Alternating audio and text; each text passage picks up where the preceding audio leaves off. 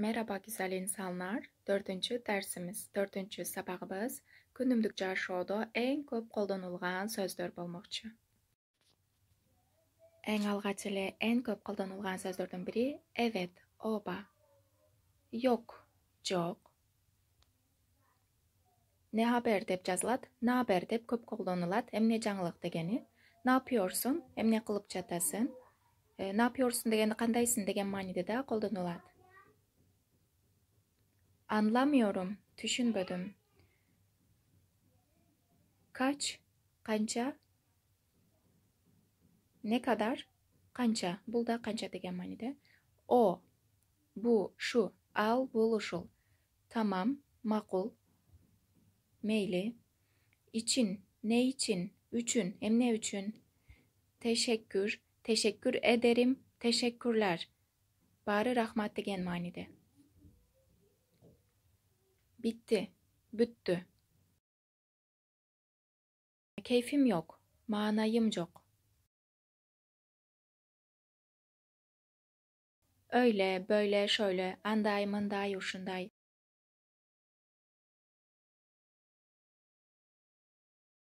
Değil, değil mi? Emes, emes be. Anday emes be, anday değil mi? Ne, em ne? Bu ne? Bulem ne? Ben, sen, men, sen. Bana, sana. Maga, sağa. Aynen, tak, kudum. Aynen degen kudum oşondoy. Oba tur aytasız degen manide. Tak oşondoy. Hayırlı işler, жақсы işler dep kotorulat.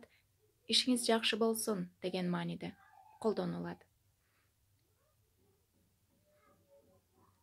Sağ ol, sağ olasın, salamat bol dep kotorulat. Rahmat degen manide. Birisi hayırlı işler degeninde sağ ol, sağ olasın deylet.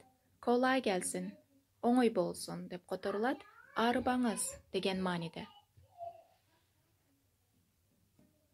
Buğa da sağ olasın dep жооп berilet. O zaman anda ушинтелиби? O zaman ушундай кылалыбы? Sayın öğrenciler, hurmatlı okuyucular, o zaman size de kolay gelsin ders yapmak.